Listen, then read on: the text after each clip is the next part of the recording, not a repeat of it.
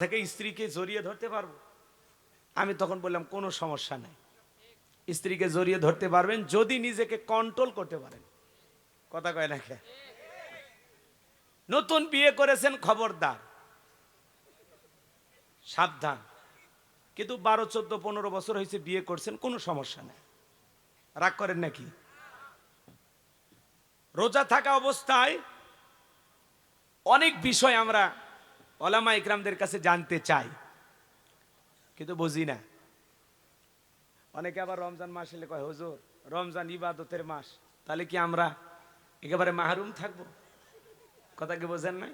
এই জন্য আল্লাহ তাআলা আবার এটা সুন্দরভাবে একটা দলিল দিয়েছেন। কি দিয়েছেন? আমার আল্লাহ রাব্বুল আলামিন বলেন, উহিল্লা লাকুম লাইলাতাস সিয়ামির রাফাসু ইলা নিসাইকুম। আল্লাহু আকবার।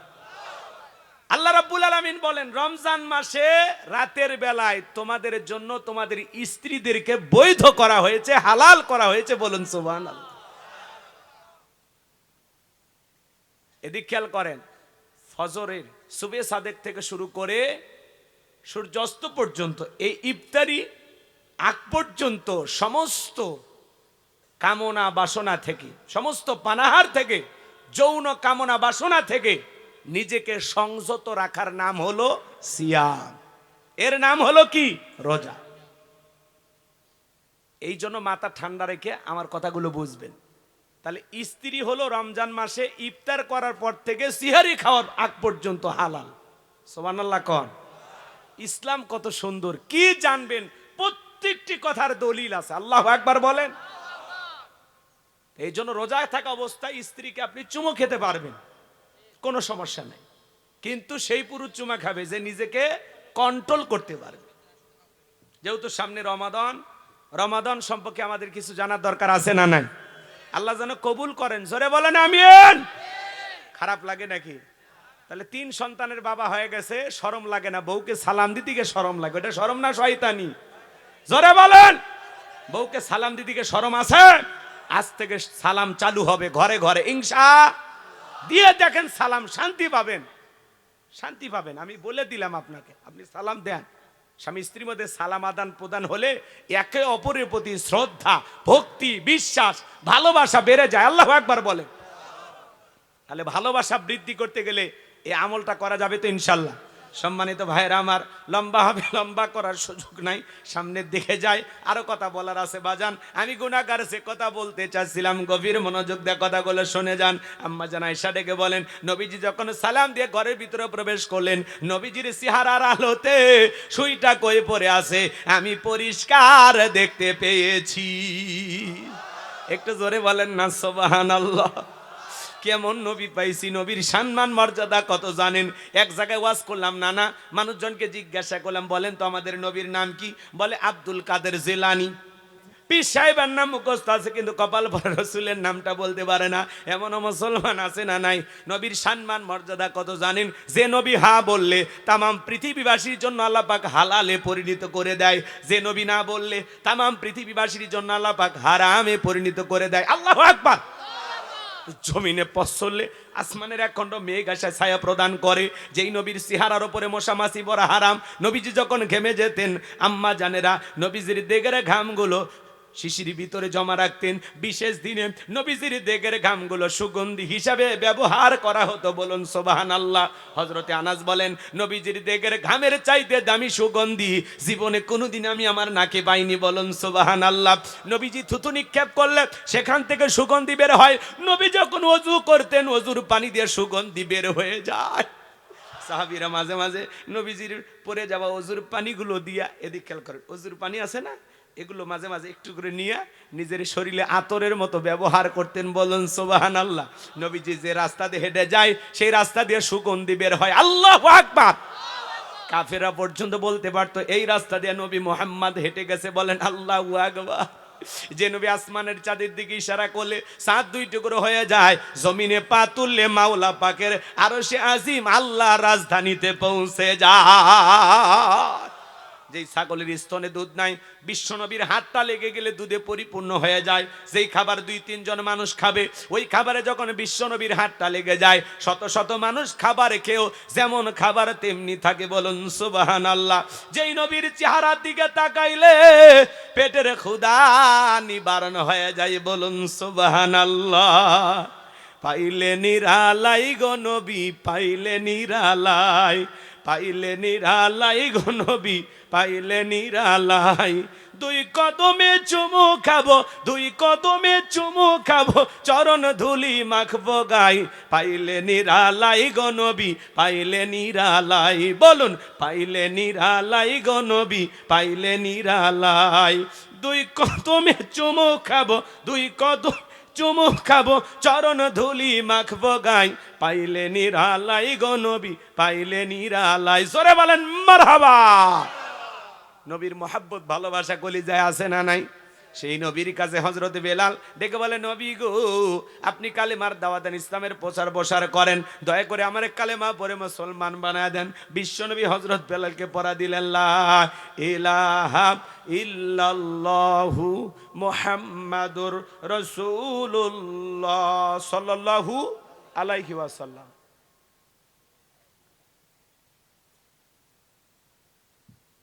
সম্মানিত ভাইয়েরা আমার, নবী আমার ডেকে বলে, বেলাল, ইসলামের অবস্থা এখন ভালো না, কালেমা পড়েছো, আপাতত প্রকাশ করা যাবে না। আপনারাই বলেন তো বাজান, ইসলামের অবস্থা কি সব সময় ভালো থাকে? আজও তাম পৃথিবীর দিকে তাকায় দেখেন, তাম পৃথিবীর জালেম বেঈমানেরা ঐক্যবদ্ধ হয়েছেন ইসলাম আর মুসলমানকে বিদায় করে দেওয়ার জন্য। আজও ফিলিস্তিনের জমিনে মুসলমানের রক্ত ঝরানো হয়। ওই নেতানিয়াহুকে বলে দিতে চাই, পৃথিবীর জমিনে নমরুদ ফিরাউনের যেমন জায়গা হয় নাই, তোমরা যারা মুসলমানদের উপর নির্যাতন জুলুম করতেছো, ওই নমরুদ ফিরাউনের মতো তোমাদেরও জীবনের পরিণতি তাই হবে। আজও কাশ্মীরে মুসলমানের রক্ত ঝরে, আজও চীনের উইঘুরে মুসলমানদেরকে হত্যা করা হয়। রমজান মাসে চীনের মুসলমানেরা যখন রোজা পালন করে, আমার ভাইয়েরা, ওই চীনের দুষ্ট লোকেরা মুসলমানদেরকে ধরে নিয়ে যায়, দিনের বেলায় রোজা ভাঙ্গার জন্য জোর করে মুসলমানের মুখে মদ ঢুকে দেয়। চীনের উইঘুরের মুসলমানেরা যখন রোজা পালন করে, সিয়াম পালন করে, এই রমজান মাসে মুসলমানেরা রোজা রাখে, এটা ওই জালেম বেঈমানেরা সহ্য করতে পারে না। মুসলমানদেরকে জোর করে তুলে নিয়ে যায় আর জোর করে দিনের বেলায় মুসলমানের মুখে মদ ঢুকে দেয়। যদি কেউ আপনাকে জোর করে রোজা ভাঙানোর চেষ্টা করে, আপনার রোজা ভাঙবে না। আল্লাহু আকবার বলেন, আর একটু জোরে বলেন আল্লাহু আকবার। এরা এত খারাপ। চীনের উইঘুরের মুসলমানদেরকে নীরবে হত্যা করা হয়। মাঝে মাঝে চীনের উইঘুরের মুসলমানদেরকে নিয়ে যায়, জালেমেরা ধরে নিয়ে যায়, উলঙ্গ করে ইচ্ছা মতো গুলি বর্ষণ করে। এরপরে মাঝে মাঝে অনেক সময় করাত দিয়ে চিরে 2 খণ্ডিত করে। এরপরে চীনের উইঘুরের মুসলমানেরা হাজারো নির্যাতন জুলুম সহ্য করে টিকে আছে। বলুন আল্লাহু আকবার। আমার দিকে তাকান, আমার দিকে তাকান। আমি যে কথা বলতে চাই, খুব দিল দিয়ে কথাগুলো বোঝার চেষ্টা করবেন। চীনের 2.5 কিলোমিটারের মধ্যে ওরা কোনো মসজিদ রাখতে চায় না। যত মুসলমানের 2.5 কিলোমিটারের মধ্যে মসজিদ পড়ে, সব ভেঙে গুড়িয়ে দিচ্ছে জালেমেরা। মনে রাখবেন, যারা এই দুনিয়ার জমিন থেকে মসজিদ ভাঙতে চায়, মুসলমানদেরকে হত্যা করে বিদায় করতে চায়, যুগে যুগে জালেমেরা যতই চেষ্টা করুক না কেন, মনে রাখবেন, পুরো পৃথিবীর জালেম বেঈমানেরা ঐক্যবদ্ধ হয়েও ইসলাম আর মুসলমানকে জমিন থেকে মুছে ফেলতে পারবে না, পারবে না। কথা বলেন ঠিক কিনা? ইসলামের সুইচ আছে কার হাতে? আরো জোরে বলেন, কার হাতে? আমার আল্লাহ রাব্বুল আলামিন বলেন, ইউরিদুনা লিতুফিউ নূরাল্লাহি বিআফওয়াহিহিম ওয়াল্লাহু মুতিম্মু নূরিহি ওয়ালাউ কারিহাল কাফিরুন। কাফেরা চাই মুখের ফুৎকারে দিনের আলোকে, ইসলামের আলোকে, কোরআনের আলোকে নিভাইয়া দিতে। আমার আল্লাহ ডেকে বলেন, ওয়াল্লাহু মুতিম্মু নূরিহি, এই জমিনে দিনের আলোকে, কোরআনের আলোকে, ইসলামের আলোকে আমি আল্লাহ রাব্বুল আলামিন প্রতিষ্ঠিত করেই ছাড়ব। যদিও কাফের বেঈমানদের অন্তরে যত ধরনের জ্বালা যন্ত্রণা হোক না কেন। বলুন আল্লাহু আকবার। আর একটু জোরে বলুন আল্লাহু আকবার। ইসলাম আছে, থাকবে। কথা বলেন না কেন? মুসলমান আছে থাকবে, কিন্তু জালেমেরা থাকবে। এই দেশেও যারা মুসলমানদের উপর নির্যাতন জুলুম করেছিল, এদেশের সোনার মানুষদেরকে ফাঁসির দড়িতে ঝুলিয়ে হত্যা করেছিল, শাপলা চত্বরে ইয়েতিম হাফেজ আলেমদেরকে যারা হত্যা করেছিল, এদেশের হাজারো নিরীহ মানুষকে বছরের পর বছর মিথ্যা মামলা দিয়ে জেলখানায় বন্দী করে রেখেছিল, যাদের হাতে মুসলমানের রক্ত লেগেছিল, আজকে তারা ক্ষমতার চেয়ার থুয়ে পালিয়ে গেছে। কথা বলে ঠিক কিনা? এজন্য জুলুম করতে নাই। আমরা বারবার বললাম ম্যাডাম পদত্যাগ করেন। আল্লাহ বলে কিসের পদত্যাগ? এরা যে অন্যায় অপরাধ করেছে, শুধু পদত্যাগ না, আমি আল্লাহ এদেরকে দেশ ত্যাগ করতে বাধ্য করব। ইন্না বাতশা রাব্বিকা লাশাদীদ, আল্লাহর পাকড়াও বড় কঠিন। আল্লাহ ধরে ধরে না, যেদিন ধরবে মামু বাড়ি দিল্লি গিয়ে পড়বে। কথা বলে ঠিক কিনা? বাংলার মাটিতে জায়গা হলো না। আমাদেরকে বলা হয় পাকিস্তানের রাজাকার। আজ পর্যন্ত কেউ হিজরত করে পাকিস্তানে গেল না। যাদেরকে ভারতের দালাল বলা হতো, তারা ঠিকই ভারতে হিজরত করে গেছে। কথা কয় না কে? আসলে উনি মূলত এই দেশের প্রধানমন্ত্রী ছিল না, উনি ছিল ভারতের কর্মচারী। ভারত যে ইশারায় ঘুরাইতো, উনি ওই ইশারায় চলতো। কথা বলেন ঠিক কিনা? বড় বড় কথা বলতো, পালাবো না, হারাবো না। উনি যদি পদত্যাগ করে জেলেও যাইতো, ওনার নেতা কর্মীও ভালো থাকতো। কয়েকদিন পরে স্লোগান তুলতো, জেলের তালা ভাঙবো, নেত্রী করে নেত্রীকে বের করে আনবো। কই স্লোগানটাও দিতে দিলেন না। নিজের জীবনের মায়া করলেন, অথচ আপনার কোটি কোটি অনুসারী, কারো কথা ভাবলেন না। এভাবে চলে যে আপনি কাজটা ঠিক করেননি।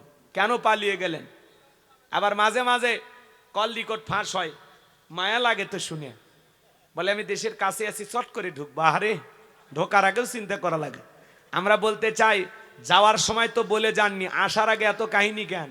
যেই দিক তেমন চাই দেশে চলে আসেন। এই দেশ আপনার বাবা, এই দেশ আপনার স্বামী। মহিলা মানুষ কতদিন বাহিরে থাকবেন? আমাদের মায়া লাগে না? আসেন। আমরা বুঝতে পারতেছি পৃথিবীর কোন দেশে আপনার জায়গা হবে না ভারত ছাড়া। এই কথা কন না কেন? কারণ আপনাদের মুখে বলেছেন, আমরা ভারতকে যা দিয়েছি ভারত কোনো দিন ভুলবে না। এই জন্য কিছুটা ঋণ শোধ করার জন্য আপনাকে আশ্রয় দিয়েছে। কথা কয় না কেন? মাঝে মাঝে আসতেছে, আমরা বলি আসেন। কি বলেন? আমাদের মায়া নাই, উনি আসুক। আসলে কি করবেন? এজন্য আমরা বারবার বলি আসেন। বুবু আইবা, তুমি আইবা গো, সেই দিন আইসা বুবু ক্ষমতা পাইবা না। খোঁজ নাই বুবু কাদের কাকার, অবস্থা খারাপ দরবেশ বাবার। হাউন আঙ্কেল এখন সামনেও আসে না। নেতা কর্মী সব জেলের ভিতর, আমি আসি ডরের ওপর। কখন জানি আসে গ্রেপ্তারি পরোয়ানা। বুবু আইবা, তুমি আইবা গো, সেই দিন আইসা বুবু চেয়ার পাইবা না। ক্ষমতার চেয়ার থেকে নামার সহজ, কিন্তু ওই চেয়ারে ওঠা কঠিন। 16 বছর লাগছে চেয়ার ছাড়তে। কথা কন? আমরা আগামীতে সিদ্ধান্ত নেব, আর যাই হোক এই দেশে কোনো নারীকে প্রধানমন্ত্রী বানাবো না। যেই দলেরই হোক, পুরুষ প্রধানমন্ত্রী চাই। কারা কারা হাত তুলে দেখান। লিল্লাহি তাকবীর। হাত নামান। নারীদের দেখার দিন শেষ। আগামীতে পুরুষের বাংলাদেশ। পুরুষ হবে আমাদের নেতা। মেয়ে মানুষের রাগ বেশি, জেদ বেশি। দেখেন না, স্বামীর সাথে ঝগড়া লাগে, হাঁড়ি পাতিল ভেঙে ফেলে দেয়, স্বামী তুলে আছার মারে, রাগ করে সংসার থুয়ে বাপের বাড়ি চলে যায়, রাগ করে একটা দেশ থুয়ে 20 কোটি জনগণ থুয়ে পালিয়ে গেছে। রাগটা কই দেখেন? তাই বলে মহিলা নেত্রী হলেও বেগম খালেদা জিয়ার কথা ভাববেন না। উনি কখনো পালিয়ে যায়নি, জেল খেটেছেন, অসুস্থ হয়ে দেশে পড়েছিলেন। কাতারের আমির আল্লাহর বান্দির জন্য কি পাঠাইছে? বিমান পাঠাইছে। রাজকীয় ভাবে সম্মানের সহিত বিদেশে গেছে চিকিৎসা নেওয়ার জন্য। এই জন্য ত্যাগ করলে, কুরবানি করলে আল্লাহ দুনিয়াতে পুরস্কারও দেয়। কথা কয়? একজন যায় বীরের বেশে, আর একজন যায় পালিয়ে। পার্থক্য আছে না নাই? রাগ করেন নাকি আপনারা? লম্বা করবো না বাজান, সামনের দিকে নিয়ে যায়। এই জন্য ইসলামের অবস্থা সব সময় ভালো থাকে না। নবী আমার ডেকে বলে বেলাল, কালেমা পড়ে আপাতত প্রকাশ করা যাবে না। বেলাল ডেকে বলে নবী আমার জীবনের কোনো দাম নাই। আমার মনিব মায়েকে বলেছিলাম, উর্দুম্বা ছাগল পেশাব পায়খানা করে দেয়, এই ঘরে থাকতে আমার বড় কষ্ট হয়। ও মায়ের ডেকে বলে বেলাল রে, উর্দুম্বা ছাগলের দাম আমার কাছে আছে, কিন্তু তোর মতো কালো হাফসি বেলালের দাম আমার কাছে নাই।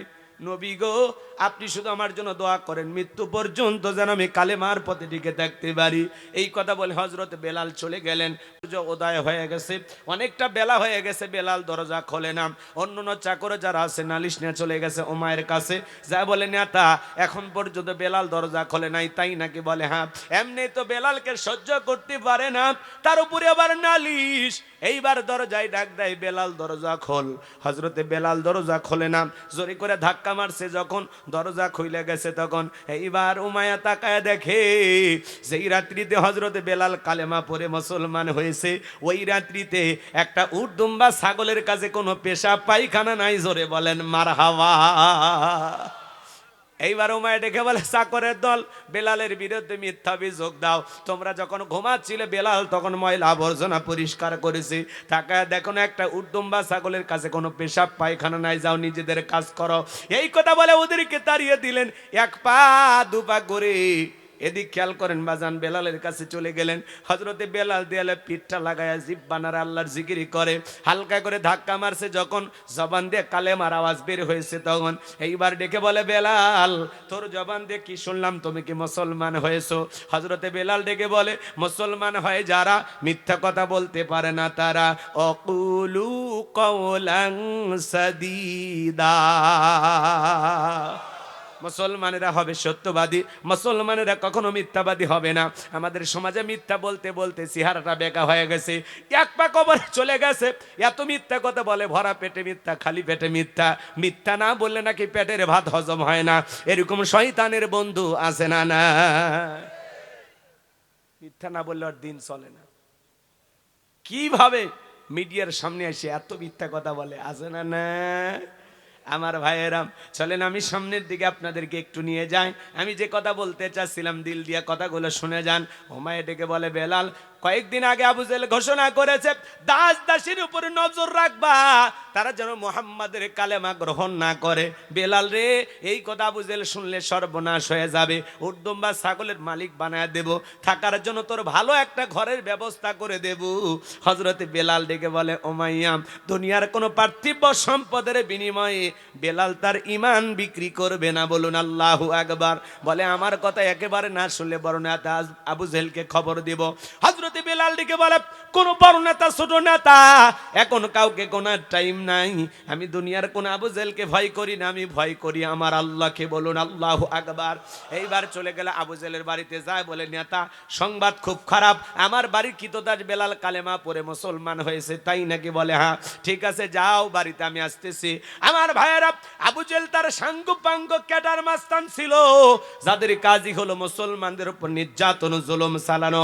আজও তামাম পৃথিবীর দিকে তাকায় দেখবেন জালেমদের বিশেষ একটা বাহিনী থাকে, যাদের কাজই হলো টুপিওয়ালা দাড়িওয়ালা ইমানদার আলেম আমাদের উপর নির্যাতন জুলুম চালানো। কথা বলেন ঠিক কিনা? আবু জেহেল তার সাঙ্গ পাঙ্গনে চলে গেল। এইবার ডেকে বলে, বেলাল এই দিকে আয়, এসব কি শুনছি তুমি নাকি মুসলমান হয়েছ? হযরতে বেলাল ডেকে বলে, গতকাল রাত্রিতে নবীজির হাতে হাত রেখে আমি কালেমা পড়ে মুসলমান হয়েছি। তাই নাকি? বলে বেলাল সর্বনাশ করেছিস, তোর এখনো সময় আছে, নবী মুহাম্মাদের কালেমা ছেড়ে দাও। ও বেলাল, আমি তোমারে পার্সোনাল ভাবে মহাব্বত করি, তোমার উপরে বিশেষ নজর ও ভালোবাসা আছে। এক নাম্বার, তুমি যদি চাও উর্দুম্বা ছাগলের মালিক তোমারে বানায়া দেব, থাকার কোয়ার্টার বানায়া দেব, ব্যবসা বাণিজ্য যদি করতে চাও দিরহাম টাকা পয়সা যা লাগে দেব। ও বেলাল, তুমি মুখ ফুটে চাইতে দেরি, তোমার চাহিদাটা পূরণ করতে দেরি করব না, শর্ত একটাই, নবী মুহাম্মাদের দল ত্যাগ করতে হবে। হযরতে বেলাল দেখে বলে, আবু জেহেল রে, দুনিয়ার সব সম্পদ যদি আমি বেলালকে দিতে চাও, দুনিয়ার সব সম্পদ ছাড়তে রাজি, বিশ্ব নবীর কালেমা ছাড়তে রাজি নাই। বলুন আল্লাহু আকবার। বেলালের মতো যারা খাঁটি ইমানদার, এরা দুনিয়ার সম্পদের লোভ করবে না। আমাদের সমাজে মুনাফিক মার্কা মুসলমান যারা টাকার কাছে বিক্রি হয়, তারা টাকা যেই দিকে ওদের ফতুয়া সেই দিকে, টাকার জোরে ফতুয়া ঘরে। টাকা পাইলে বৈধকে অবৈধ বলে চালিয়ে দেয়, অবৈধকে বৈধ বলে চালিয়ে দেয়। এই সমাজে আছে না নাই? টাকা পাইলে বাতিলের 5-8টা গোলাম হয়, এক প্যাকেট বিরিয়ানি পায়, কয় ম্যাডাম আপনি জান্নাতি। আছে না না এমন হুজুর? আমার ভাইয়ারা একটু অপেক্ষা করেন, সামনের দিকে যাই। আমি গুনাহগার যে কথা বলতে চাচ্ছিলাম, দিল দিয়া কথাগুলো বোঝার এবং শোনার চেষ্টা করবেন। আবু জেহেল ডেকে বলে, বেলাল সোজা আঙ্গুলে ঘিউ না উঠলে আঙ্গুলে একটু বাঁকা করা লাগবে। এই কথা বলে যুবকদের লেলিয়ে দিল, চাবুক দিয়ে পিটাও। হযরত বেলালকে চাবুক দিয়ে পিটাইতে পিটাইতে কালো চামড়া গুলো ফেটে রক্ত ঝরতেছে। ওরা যত জোরে চাবুক মারে, বেলাল তত জোরে আল্লাহর নামের জিকির করে। আল্লাহু আকবার। এই বাহার আবু জেহেল ডেকে বলে, বেলাল চাবুক দিয়ে পিটাইতে পিটাইতে কালো চামড়া গুলো ফেটে রক্ত ঝরতেছে, তারপরে কি নবী মুহাম্মাদের কালেমা ছাড়বি না? হযরতে বেলাল ডেকে বলে, আবু জেহেল রে, মারতে মারতে যদি মেরেও ফেলে দাও, জীবনটা দিতে রাজি, নবীজির কালেমা ছাড়তে রাজি নাই। বলুন আল্লাহু আকবার। আমার ভাইয়েরা, দিল দিয়ে কথাগুলো বোঝার চেষ্টা করবেন। আমি গুনাহগার যে কথা বলতে চাই। এইবার আবু জেহেল ডেকে বলে, বেলালের পায়ে রশি লাগাও। উটের পায়ের সাথে বাঁধা গলপ উটের পায়ের সঙ্গে লাগাইয়া আরবের উত্তপ্ত গরম বালিতে বেলালকে ছেঁচড়াইয়া ছেঁচড়ানে ঘোরা হলো। আরবের বালিগুলো এত গরম, সেল দিলে মুড়ি হয়ে যায়। বাবলা গাছের কাঁটাগুলো জিব্বার ভিতরে পেরেকের মতো মারা গেল। বিকেল বেলা নিয়ে এসে বলে, বেলাল চাবুক দিয়ে পিটাইলাম, পায়ে রশি লাগাই নিয়ে ঘুরলাম, এত নির্যাতন জুলুম করা হলো রে বেলাল, তবুও কি নবী মুহাম্মাদের কালেমা ছাড়বা না? হযরতে বেলাল ডেকে বলে, আবু জেহেল রে, মারতে মারতে যদি মেরেও ফেলা দাও, বেলালের নিঃশ্বাস থাকবে যতদিন, বেলাল ইসলামের পথে টিকে থাকবে ততদিন। আল্লাহু আকবার। এইবার আবু জেহেল ডেকে বলে, ও যুবকের দল, সবাই মিলে একটা বড় পাথর নিয়ে এসে বেলালের বুকের উপরে চাপায়া দাও। বিশাল বড় একটা পাথর নিয়ে এসে হযরতে বেলালের বুকের উপরে চাপায়া দেওয়া হলো। আবু জেহেল মনে করলো পাথরের চাপার আঘাতে বেলাল মারা যাবে। এই কথা ভেবে কাফেরা চলে গেল। হযরতে বেলালের বুকের উপরে বিশাল বড় পাথর, হাত বাঁধা পা বাঁধা, রক্তাক্ত জিহ্বা, চোখের পানি ছেড়ে দিয়ে কাঁদে, তবুও জিহ্বা নাড়ায়া জিকিরি করে। কার জিকিরি করার জন্য আপনাকে আমাকে পিটাই না, কেউ ধমক দেয় না, তবু আমরা কপাল পর আল্লাহর জিকিরি করি না। হাদিস শরীফের ভিতরে আসছে বাজান, যার জিহ্বাটা আল্লাহর জিকিরে তরু তাজা থাকে, আল্লাহর জিকিরে ভিজা থাকে, ওই জিহ্বাওয়ালা মানুষ কোনোদিন জাহান্নামের আগুনে জ্বলবে না। বলুন সুবহানাল্লাহ। ফাযকুরুনি আযকুরুকুম আশকুরুলি ওয়ালা তাকফুরুন। তোমরা আমারে স্মরণ করো, আমি আল্লাহ তোমাদেরকে স্মরণ করব।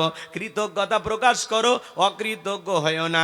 হাঁটতে চলতে চলতে জিকিরি করা যায়, মাছ মারতে মারতে জিকিরি করা যায়, নৌকা বাইতে বাইতে আল্লাহর জিকিরি করা যায়, মাঠে কাজ করতে করতে জিকিরি করা যায়, ব্যবসা বাণিজ্য করতে জিকিরি করা যায়, মাঠে ময়দানে কাজ করতে করতে জিকিরি করা যায়। সব সময় জবান দিয়ে বলবেন সুবহানাল্লাহ, আলহামদুলিল্লাহ, আল্লাহু আকবার, লা ইলাহা ইল্লাল্লাহ, সুবহানাল্লাহি বিহামদিহি, সুবহানাল্লাহিল আযীম। পারবো তো ইনশাআল্লাহ। আমার ভাইরা, দিল দিয়া কথাগুলো বোঝেন। রক্তাক্ত জিহ্বা নিয়া চোখের পানি ছেড়ে দিয়ে বেলাল কাঁদে আর ডেকে বলে, আল্লাহ, বুকের ওপরে পাথর থাকার কারণে তোমার মতো মালিকের জিকিরি করতে বড় কষ্ট হয়। তুমি তো সেই আল্লাহ, ইব্রাহিমের জন্য যদি নমরুদের আগুনকে ফুলের বাগান বানা দিতে পারো, ও আল্লাহ, তুমি কি পারো না? আমি বেলালের বুকের উপরে পাথর থাকার কারণে তোমার মতো মালিকের জিকিরি করতে বড় কষ্ট হয়। ও আল্লাহ, তুমি কি পারো না আমি বেলালের বুকের পাথরটাকে তুলার মতো নরম বানায় দিতে? হযরতে বেলাল দোয়া করতে দেরি, আমার আল্লাহ তাআলা দোয়া কবুল করতে দেরি করে নাই। বেলালের বুকের পাথরটাকে আমার আল্লাহ তুলার মতো নরম বানিয়ে দিয়েছেন। বলুন সুবহানাল্লাহ। বেলালের নিঃশ্বাসের সাথে পাথর ওঠে আর নামে। আশিকে রাসূল বেলাল, নবীর পাগল বেলাল, নবীকে কতটা ভালোবাসতেন জানেন? নবী যখন মক্কা নগরীতে পথ চলতো, বেলাল আগে আগে যায়, পথের কাঁটাগুলো দূর করে আর ডেকে বলে, নবী, নবী আমার। ডেকে বলে, বেলাল বুঝি না, একবার ডানে আর একবার বামে। হযরতে বেলাল ডেকে বলে, নবী আপনি ইসলামের দাওয়াত দেন, ওই কাফির বেঈমানরা হলো আপনার শত্রু, আপনাকে টার্গেট করে যদি ওরা ডান থেকে তীর নিক্ষেপ করে, নবী গো, ওই তীরটা যেন সর্বপ্রথম আমি বেলালের বুকের ভিতরে ঢোকে। আবারও যদি ওরা বাম থেকে তীর নিক্ষেপ করে, নবী গো, সর্বপ্রথম যেন ওই তীরটা আমি বেলালের বুকের ভিতরে ঢোকে। আমি বেলাল মারা গেলে ইসলামের ক্ষতি হবে না, আপনি নবী মারা গেলে ইসলাম আর মাথা উঁচু করে সামনের দিকে দাঁড়াতে পারবে না। বলুন আল্লাহু আকবার। সেই আশিক রাসূল বেলাল, নবীর পাগল বেলাল, নবীকে মহব্বত করতেন। সেই বেলাল নির্যাতন জুলুমের কথা যখন বিশ্ব নবীর কান পর্যন্ত পৌঁছে গেল, নবী আমার ডেকে বলা, আবু বকর, বেলালের কষ্টের কথা আমার সহ্য হয় না, যাও যাও তুমি আমার বেলালের জন্য একটা কিছু করো। হযরত আবু বকর সিদ্দিক রাদিয়াল্লাহু তাআলা আনহু গোলামীর জীবন থেকে হযরত বেলালকে উমায়ের কাছ থেকে কয়েক গুণ দাম বেশি দিয়ে আজাদ করলেন, মুক্ত করলেন। বলুন আল্লাহু আকবার। এই যখন ইসলামের অবস্থা, একদিকে সন্তান হারানোর ব্যথা, কাফেরদের সমালোচনা, সাহাবায়ে কিরামদের উপর নির্যাতন জুলুম, এই জন্য নবীজির মনটা ভীষণ খারাপ, মুখটা মলিন, চোখের কোনা দিয়ে অশ্রু ঝরতেছে। নবীর যখন মন খারাপ, নবীকে সান্ত্বনা দেওয়ার দায়িত্ব কার? আর একটু চিল্লা বলেন কার? আমার ভাইয়েরা, আমার আল্লাহ ডেকে বলে, জিবরাইল, আমার বন্ধুর মা নাই, বাবা নাই, আমি ছাড়া আমার বন্ধুর আপন কেউ নাই রে জিবরাইল। আমার বন্ধুর মনটা হয়েছে ভারী, আমি আল্লাহ সইতে নাহি পারি। লাহু মাহফুজ থেকে সূরা কাউসার নিয়ে যায় আমার বন্ধুর ওপরে নাজিল কর তাড়াতাড়ি। বলুন আল্লাহু আকবার। নবী আমার ডেকে বলে, আনাস, আমার কষ্টের কি কারণ, কান্নার কি কারণ তোমরা জানো কি? তোমার মুস্কি হাসি দেওয়ার কারণ, এই মাত্র আসমান থেকে জিবরাইল এসে আমার ওপরে সূরা কাউসার নাজিল করলো। বলুন সুবহানাল্লাহ। বিশ্বনবী তখন সাহাবায়ে কিরামদেরকে সঙ্গে নিয়ে মুস্কি হাসলেন আর সাহাবায়ে কিরামদের সামনে তেলাওয়াত করে শুনিয়ে দিলেন। জবান ছেড়ে সবাই বলুন, আমার আল্লাহ রাব্বুল আলামিন বলেন, ইন্না আ'তাইনাকাল কাউসার ফাসাল্লি লিরাব্বিকা ওয়ানহার ইন্না শানিয়াকা হুয়াল আবতার। আল্লাহু আকবার। আমার আল্লাহ রাব্বুল আলামিন বলেন, ইন্না আ'তাইনাকাল কাউসার। আল্লাহু আকবার। আমার আল্লাহ ডেকে বলেন, অবশ্যই আমি আল্লাহ পাক আপনাকে হাউজে কাউসার দান করেছি। এই পৃথিবীর অন্য কোন নবী রাসূলকে আল্লাহ তাআলা হাউজে কাউসার দান করেন নাই। আপনার আমার নবীকে আল্লাহ তাআলা হাউজে কাউসার গিফট করেছেন, হাউজে কাউসার দান করেছেন। আমার আল্লাহ বলেন, ইন্না আ'তাইনাকাল কাউসার, নিশ্চয়ই আমি আল্লাহ পাক আপনাকে হাউজে কাউসার দান করেছি। এই হাউজে কাউসারের পানি দুধের মতো সাদা, মধুর চাইতে মিষ্টি, পানির মতো ক্লিয়ার। ওই কঠিন কিয়ামতের ময়দানে যেদিন বিচার দিবস কায়েম হয়ে যাবে, বিচার দিবসের একদিন হবে 50,000 বছরের সমান। যেদিন পাহাড় পর্বত নদী দলা খাল বিল বিল্ডিং ইমারত কোনো কিছু থাকবে না, সূর্য সাহাত মাথার উপরে চলে আসবে। এই পৃথিবীতে যা কিছু দেখতেছেন বাজার, পৃথিবীর কোনো কিছু থাকবে না, বাংলাদেশ থাকবে না, লন্ডন আমেরিকা থাকবে না, সবকিছু আল্লাহ তাআলা ধ্বংস করে দেবেন। কুল্লু মান আলাইহা ফান। এই পৃথিবীর জমিনের সবকিছু আল্লাহ তাআলা ধ্বংস করে দেবেন। যেদিন বেঈমানদের জিহ্বা কুকুরের মতো ঝুলে আসবে নাভি পর্যন্ত, ওই কঠিন কিয়ামতের ময়দানে ইয়াউমা ইয়াফিরুল মারউ মিন আখি ওয়া উম্মিহি ওয়া আবি ওয়া সাহিবাতিহি ওয়া বানি। আল্লাহু আকবার বলেন। যেদিন ভাই ভাইয়ের কাছ থেকে পালিয়ে যাবে, মা সন্তানদের কাছ থেকে পালিয়ে যাবে, বাবা পালিয়ে যাবে, স্ত্রী স্বামীর কাছ থেকে পালিয়ে যাবে, সন্তানেরা মা বাবার কাছ থেকে পালিয়ে যাবে, ওই কঠিন কিয়ামতের ময়দানে আল্লাহর আরশের ছায়া ছাড়া আর কোনো ছায়া থাকবে না। ওই ছায়ার ভিতরে আল্লাহ তাআলা 7 শ্রেণীর মানুষকে ছায়া দান করবেন। এটা কিয়ামতের ময়দানে আল্লাহ তৈরি করা ভিআইপি গ্যালারি, সেখান থেকে তারা কিয়ামতের ফাইনাল খেলা উপভোগ করবেন। বলুন সুবহানাল্লাহ।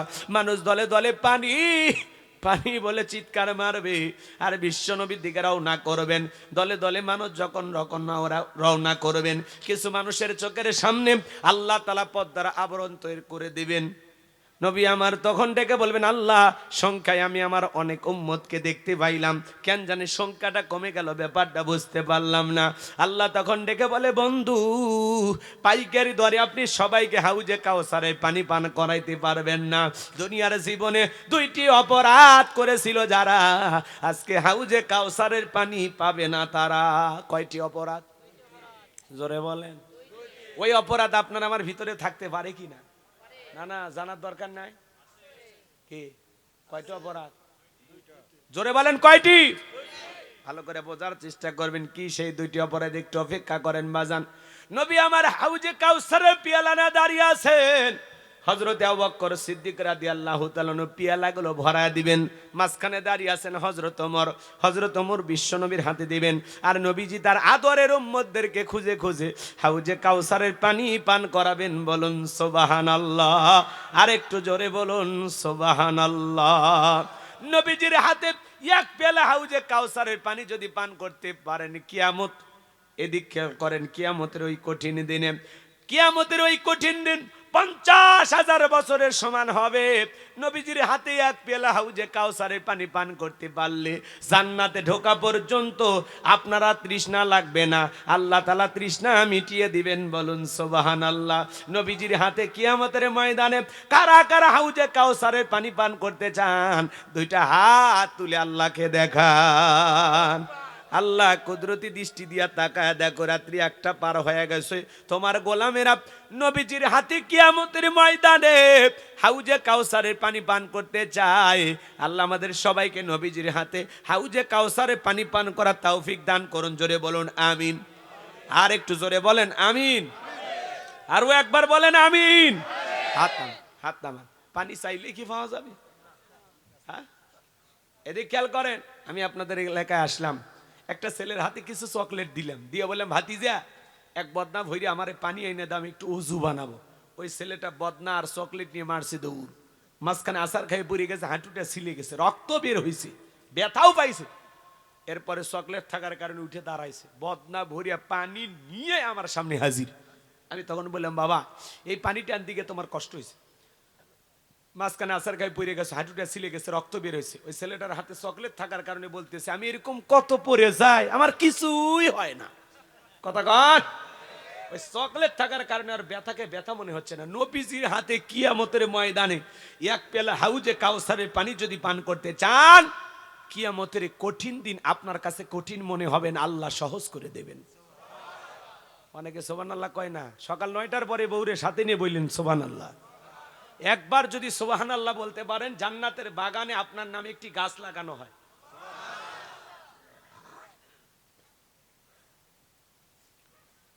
আর আপনি কৃপণতা করেন, কবরে যারা গেছে একবার সুবহানাল্লাহ পড়ার জন্য আফসোস করে, একটা সেজদা দেওয়ার জন্য আফসোস করে। আমাদের জীবনে যেন কবরে যাওয়ার পর এরকম আফসোস না আসে, সব সময় আল্লাহকে স্মরণ করো, বেশি বেশি সিজদা দেব। এদিক খেয়াল করেন, হাউজে কাউসারের পানি চাইলেই পাওয়া যাবে না, কাজ করতে হবে। ঠান্ডা পানিতে ওযু বানায় সালাত আদায় করতে হবে। যারা পুরাতন মুসল্লি, হঠাৎ করে কেউ যদি নামাজ ধরে, আপনাদের এলাকায় বলে কি না, না না জানি না, ওই পুরাতন মুসল্লিরা নতুন মুসল্লিদেরকে দেখে ঠাট্টা বিদ্রুপ করে। হ্যাঁ, সূর্য আজ কোন দিক উঠছে, হ্যাঁ উত্তর পাড়ার বাসার দিকে মসজিদে নামাজ পড়বি না 2 দিন পরে ছাইরিয়া দিবি, একটু হাসি তামাশা করে, ঠাট্টা বিদ্রুপ আছে না? হ্যাঁ মুরব্বী চাচা, দাওয়াত দিয়ে তো 5 জনকে মসজিদে আনতে পারেন না, কেউ একজন হঠাৎ করে মসজিদে আসছে, তারে দেখে কেন ঠাট্টা বিদ্রুপ করেন? জোহরে ঠাট্টা বিদ্রুপ করলেন, আসর থেকে যদি ওই ব্যক্তি মসজিদে না আসে, আল্লাহর কাছে কি জবাব দেবেন? কথা কয় না ভাই? জবাব দেওয়ার জায়গা আছে? তার মানে ঠাট্টা বিদ্রুপ করা যাবে না, ঘৃণা ছড়ানো যাবে না, বিদ্বেষ ছড়ানো যাবে না, হিংসা করা যাবে না। দোয়া করতে হবে যে ভাতিজা তুমি মসজিদে আসছো দেখে দিলটা ভইরে গেছে, আল্লাহর কাছে দোয়া করি আল্লাহ যেন মৃত্যু পর্যন্ত তোমার মসজিদে এসে সিজদা দেওয়ার তৌফিক দান করেন। নামাজ শেষে বাজারে নিয়ে যায় 1 কাপ চা খান, কথা কন,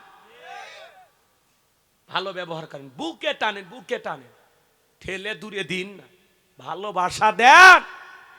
কি কি দিবেন? ভালো হয়ে যান, কিন্তু মুখ দিয়ে যা ইচ্ছে তাই বলা যাবে না। যুবক বয়সে দাঁড়িয়ে রাখছে, ওইটা না সমালোচনা করে, এই বয়সে দাঁড়িয়ে রেখে বুড়ের ভাব ধরলি আছে না? দাঁড়িয়ে রেখে বউ নিয়ে ঘুরতে গেছে, বলে ভাবি আসসালামু আলাইকুম, সাথে চাচার খবর কি? বাড়িতে বউ এসে রাগ করে, বাহিরে তোমার সাথে যাওয়া যায় না কেন? কয় আমারে ডাকে ভাবি আর তোমার ডাকে চাচা। যেই বউ নবীর সুন্নত দাড়িকে মহব্বত করে না, ওই বউ আপনাকে 100% ভালোবাসা দিতে পারে না। এই কথা বলে ঠিক কিনা? রাগ করবেন না, আমি যে কথা বলতে চাই দিল দিয়ে কথাগুলো বুঝবেন, দিল দিয়া। কি হয়েছে? রাগ করেন? এদিকে দাড়ি হলো পুরুষের সৌন্দর্য। এই দাড়ির ভিতরে আছে মদিনাওয়ালার প্রেম। পৃথিবীর সকল নবীদের মুখে দাড়ি ছিল। দাড়ি রাখলে পুরুষকে পুরুষের মতো লাগে। আর যার দাড়ি নাই, মহিলারও দাড়ি নাই, পুরুষেরও দাড়ি নাই। কথা কন। পথে ঘাটে দুর্ঘটনায় কত মানুষ মারা যায়, আল্লাহ না করুক। আপনি এখান থেকে ঢাকায় যাচ্ছেন, বাস দুর্ঘটনায় মারা গেছেন, মুখে দাড়িও নাই, পকেটে টুপিও নাই, মরার পরে লুঙ্গি খুলে দেখবি মাথা কাটানো আছে না নেই। কথা কন ঠিক কিনা? যে কোনো একটা নিয়ে ঘোরেন। সফরে বের হলে পকেটে টুপি রাখবেন, যাতে টুপি দেখে বোঝে না এটা অরিজিনাল। কথা কন। পকেটে টুপি নাই, মুখে দাড়ি নাই, মরার পরে লুঙ্গি খুলে দেখবি।